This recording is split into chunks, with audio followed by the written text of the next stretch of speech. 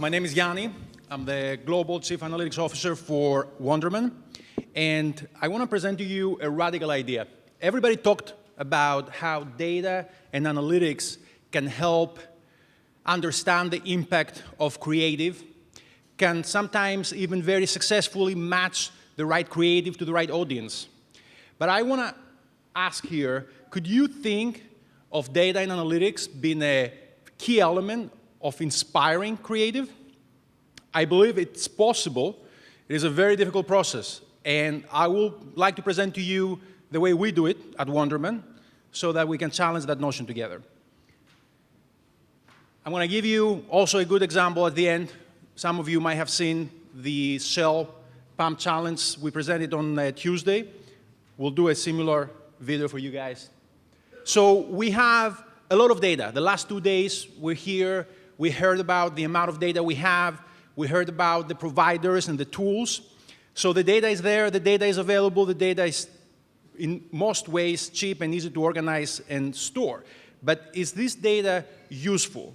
Of course it's useful. Most of us have been very, very familiar of using data to describe, to predict, sometimes even to prescribe.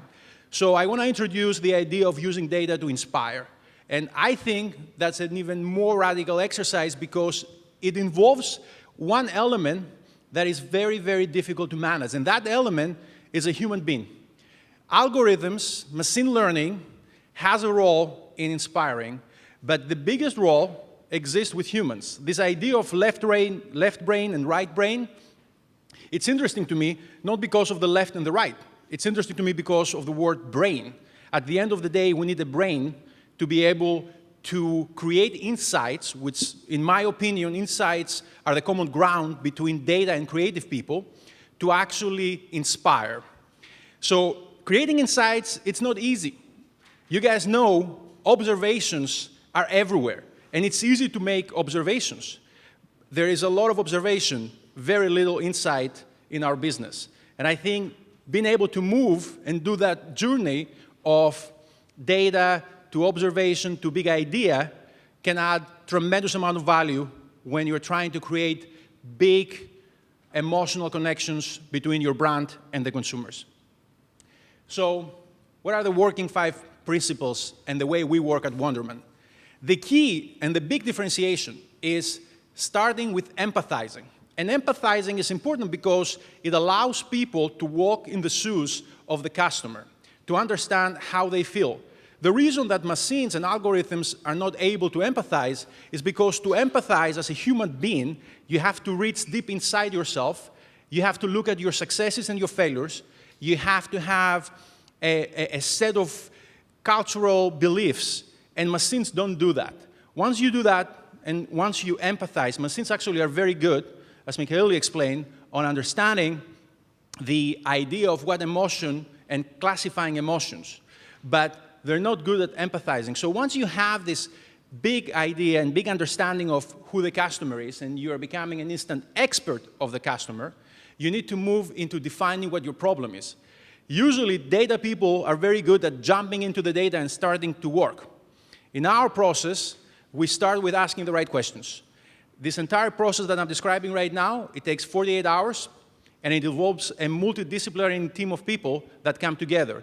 So we define the problem, and it's good to come up with different definitions and very specific definitions. On the next step, we ideate.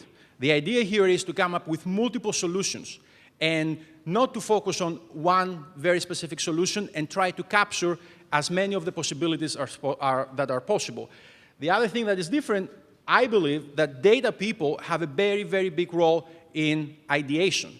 And it's not just the role of strategy people or for planners to be part of this process. Next, we prototype. And in the prototype phase, we ask from the creative team to start putting things on paper. If we're building a product, to start looking at that product and putting it together at a very simple form. Data and analytics people also need to be involved here because we need to make sure that every component that comes into this process is measurable in the last phase, which is the testing phase. We need to be able to rapidly experiment with the prototypes we have in place and create new data that goes back at the beginning of the process in the empathy state to help us understand better the consumer and redesign. Now, I'm going to let you see an example of where we actually did that. If you live in the UK, you're probably going to better connect with it because football teams in the UK are extremely important. People are religious about them. I don't know the rest of the world. I guess if you're in Spain as well, but maybe the US, you might not have the same connection. So can we play the video? In England, football fans swear a lifelong allegiance to a single club. But when they play Dream Team, an online fantasy football game, they build their ideal football squad by selecting star players from other clubs, including rivals they hate the most. To understand how often this happens, we analyse the Dream Team data from previous years, including registration information, in-game behaviour, club allegiance, and every selection and swap made through the season. Over 1.2 million transactions to discover everyone was cheating on their team. For example, 76% of Chelsea fans picked footballers from Spurs, their most hated rival. 2/3 of Spurs fans secretly picked players from their sworn enemy Arsenal. And 92% of Crystal Palace fans didn't select any Crystal Palace players for their Dream Team. This data became the idea for our integrated campaign to promote Dream Team and recruit players, letting them know they're not alone and showcasing the stats of how many other fans are living with this guilt in silence. The key data featured across the campaign, including films showing guilt-ridden fans desperately seeking help, 28 print ads across national newspapers, digital media, and direct mail to members of real-world football clubs, in which we matched our data to each member so their packs featured their team scarf and the relevant Dream Team statistic.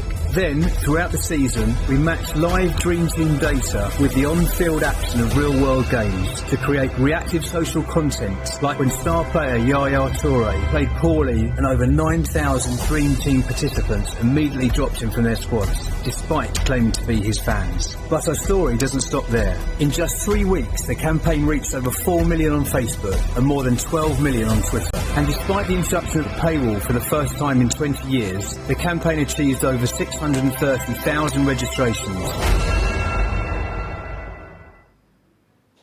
Thank you very much.